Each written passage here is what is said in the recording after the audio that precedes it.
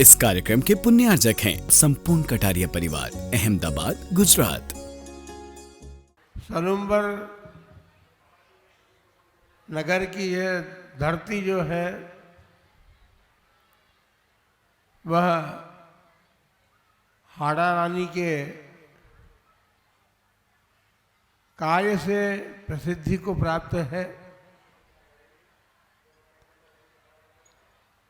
और उसके अतिरिक्त यहाँ पर परंपरागत लगभग सभी आचार्य यहाँ पर आए हैं और उसके अतिरिक्त अन्य भी साधुगण यहाँ पर समय समय पर आते रहे हैं, जिसके कारण इस धरती पर धर्म की वृष्टि होती रही है। जिस प्रकार चातक पक्षी वर्षा ऋतु की प्रतीक्षा करता है, किसान बीज बोने की तैयारी करके तैयार रहता है, फिर भी वह वर्षा की प्रतीक्षा करता है और जब वर्षा हो जाती है तो अपने द्वारा हल चलाई हुई कोमल धरती पर वह बीज वपन करता है। बीज वपन करने के बाद भी वह सतत निरंतर सजग रहता है और सजगता पूर्वक उस बीज की रक्षा करते हुए फसल की प्रतीक्षा में रत रहता है। जब फसल प्राप्त हो जाती है उसके बाद जो उसको हर्ष होता है, उस हर्ष का स्वरूप अभी सलुम्बर वासियों के बीच में दिखाई दे रहा है। बहुत वर्ष पूर्व लगभग 17 वर्ष होने को आए जब सलुम्बर वासियों ने अपने मन में एक विचार बनाया था और उस विचार को बीज का रूप दे करके जो प्राचीन मंदिर था उसका जीर्णोद्धार करने का मानस बनाया और केवल मानस ही नहीं बनाया, उसको कार्यरूप पर देते हुए कार्यरूप परिणति के द्वारा आज जीर्णोद्धारित मंदिर जो है वह जिन्होंने अपने नवीन रूप में खड़ा है। उसकी पंचकन्या प्रतिष्ठा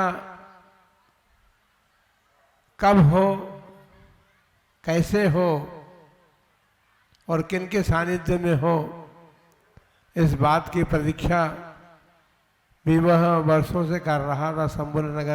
सलुम्बर नगरवासी जो है उनकी प्रतीक्षा भी पूर्ण हुई।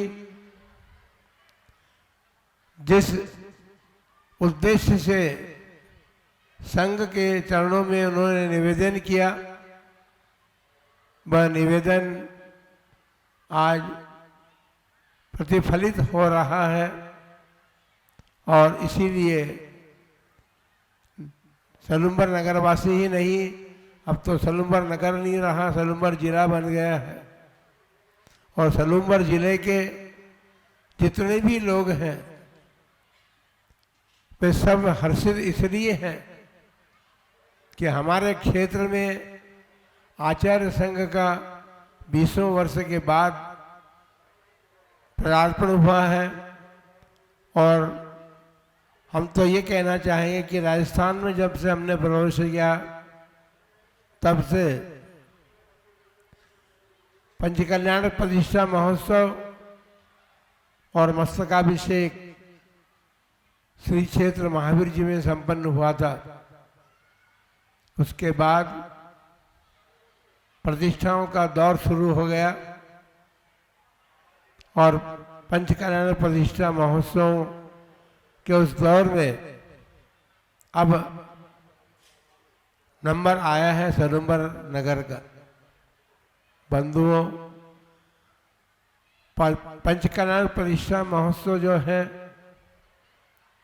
वह प्रतिष्ठेय प्रतिमा का होता है और पंचकल्याण प्रतिष्ठा महोत्सव जो है वह ऐसा महोत्सव है जहाँ भगवान के 5 कल्याणक संपन्न होकर के और उन प्रतिष्ठेय प्रतिमाओं को भगवत्ता का रूप प्रदान किया जाता है। वे भगवान बन जाते हैं और फिर जिनालय में स्थापित करके आप लोग उनकी आराधना पूजा करते हैं। आराधना और पूजा अभिषेक आदि के माध्यम से जब धर्म का प्रारंभ होता है तो उसके बाद धर्म का प्रारंभ हो गया, लेकिन किसान जिस प्रकार से बीज रोपण करने के बाद सोता नहीं है, जागृत अवस्था में रहता है, उसी प्रकार समाजजन और जो भी जिनेंद्र भगवान के आराधक होते हैं वे श्रावक जन भी पूर्णतया सजग होकर के जिनालय में विराजित जिनेंद्र भगवान की आराधना अर्चना करते हैं। क्यों की जाती है जिनेंद्र भगवान की अर्चना? अनादिकाल से चतुर्गति संसार में परिभ्रमण करते हुए नाना प्रकार के पाप कर्मों को करते हुए अपने अशुभ परिणामों से हमने अपने आत्मा पर जो कर्मों का संचय एकत्रित किया है, तो भगवान जिनेंद्र की पूजा आराधना अर्चना से पाप कर्मों का प्रक्षालन होता है।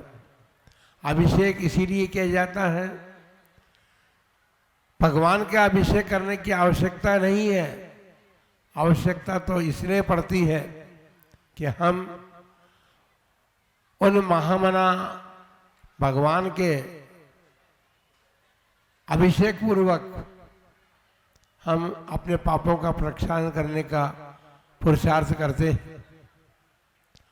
आराधना अर्चना इसलिए की जाती है कि वे अपने समस्त आत्मिक गुणों को प्राप्त हो गए। जो गुणों को प्राप्त होता है उसकी पूजा की जाती है और पूजा करके ये भावना भाई जाती है कि हे भगवान, जिन गुणों को आपने प्रकट कर लिया ठीक उसी प्रकार मेरे भीतर भी आत्मा विद्यमान है, लेकिन मेरे अज्ञान अंधकार के कारण मोहों के वशीभूत होकर रागद्वेष के द्वारा मैंने अनेक प्रकार के कर्मों का बंध किया है। वो कभी शुभ कार्य भी किए तो पुण्य बंध भी किया है, पाप बंध भी किया है। मैं संपूर्ण कर्मों को नाश करके, चाहे वो पुण्य रूप हो या पाप रूप हो, जिस प्रकार आपने उन कर्मों का नाश करके परमात्मा पद को प्राप्त कर लिया, मैं भी उसी मार्ग पर चलना चाहता हूँ। उसी मार्ग पर चल करके मैं भी अपने भीतर जो आत्मा में परमात्मा शक्ति बैठी है उस परमात्मा शक्ति को प्रकट करना चाहता हूँ। पंचकल्याण प्रतिष्ठा महोत्सव 5 दिन चलेगा और 5 दिन में भगवान के संपूर्ण जीवन को जिस प्रकार उन्होंने जिया है उस प्रकार यहाँ पर संपन्न होने वाले कार्यक्रमों के माध्यम से उनके जीवन क्रम को दिखाया जाएगा। पंचकल्याण प्रतिष्ठा एक महोत्सव है आप सब दर्शक बन करके वहाँ पर उस दृश्यों को देखेंगे और उन दृश्यों को देख करके ये भावना भाएंगे कि हमारे जीवन में कब वो मंगलमय अवसर प्राप्त हो। जिन्होंने पात्र बनकर के प्रतिष्ठा संपन्न करने का एक संकल्प किया है, वे लोग यहाँ पर पात्र बन करके और इस प्रतिष्ठा को संपन्न करेंगे। लेकिन इन सब के बाद प्रतिष्ठा संपन्न कौन कराएगा, इसकी आवश्यकता होती है और उसके लिए प्रतिष्ठाचार्य की आवश्यकता होती है। प्रतिष्ठाचार्य आपके जाने माने पहचाने दरियाबाद के पंडित हसमुख जी जैन हैं, जिन्होंने अनेक प्रतिष्ठाएं संपन्न करके न जाने कितने पाषाण की प्रतिमाओं को भगवत्ता प्रदान करने का अवसर प्राप्त किया अपने जीवन में। गुरुजनों का सानिध्य प्राप्त किया था उन्होंने, गुरुजनों से प्रेरणा प्राप्त की, शास्त्र का स्वाध्याय किया, प्रतिष्ठा विधि को शास्त्र के अनुसार संपन्न करने का उन्होंने एक संकल्प होकर के अपने जीवन को उन्होंने आगे बढ़ाया है। ऐसे प्रतिष्ठाचार्य, अनुभवी प्रतिष्ठाचार्य, जिन्होंने केवल प्रतिष्ठा संबंधी नहीं, उन्होंने जैन दर्शन के प्रतिष्ठा संबंधी, मंदिर संबंधी सारे विभागों को अपने ज्ञान के बल पर जाना, समझा और उसको आप लोगों को निर्देशन देते हैं, मार्गदर्शन देते हैं। सारे समाज के लोग यहाँ ही नहीं, केवल राजस्थान तक सीमित नहीं है उनका क्षेत्र तो आसाम तक भी चला गया, इधर दक्षिण भारत में भी चला गया है। सब दूर उन्होंने पंचकल्याण प्रतिष्ठाओं के माध्यम से जो धर्म की भावना की है, आप लोगों ने अपने मन में जो पंचकल्याण प्रतिष्ठा संपन्न करने का मानस बनाया, आज ध्वजारोहण के साथ ये ध्वजा जो कि आपने एक उसके माध्यम से, कार्यक्रम के माध्यम से ध्वजारोहण किया है और आप सभी ने देखा भी है उसे। ध्वजारोहण का मतलब तो ये होता है संकल्प का प्रतीक। आज इस ध्वजारोहण को करके हम संकल्पित हो रहे हैं कि पंचकल्याण प्रतिष्ठा महोत्सव संपन्न करेंगे। उस संकल्प के साथ साथ केवल ध्वजारोहण करके आप छूट नहीं जाएंगे। 5 दिन तक आपको पात्रों के अतिरिक्त जो भी आप सब दर्शक बन करके उन पंचकल्याण प्रतिष्ठा के महोत्सव को देखेंगे, उन लोगों के लिए भी ये बात रहेगी, क्योंकि ये महोत्सव है, उत्सव नहीं है। जैसा कि आप सामाजिक परिपेश में जो उत्सव करते हैं, उन उत्सव से भी बहुत कुछ आगे बढ़ कर के ये महा महोत्सव है। और महा महोत्सव जो है, उस महा महोत्सव के माध्यम से आप देखेंगे कि एक पाषाण की प्रतिमा जिसको शिल्पी ने आकृति दी थी, आकार दिया था, वे भगवान बनकर के मंदिर में विराजित हो जाएंगे और आप और हम सब के लिए वे आराध्य बनेंगे। उनकी आराधना करके हम अपने पापों का प्रक्षालन तो करेंगे ही, लेकिन साथ साथ वो पुण्य भी अर्जित करेंगे, जिसके माध्यम से हमें वह अवसर भी मिले कि हम भी अपने जीवन में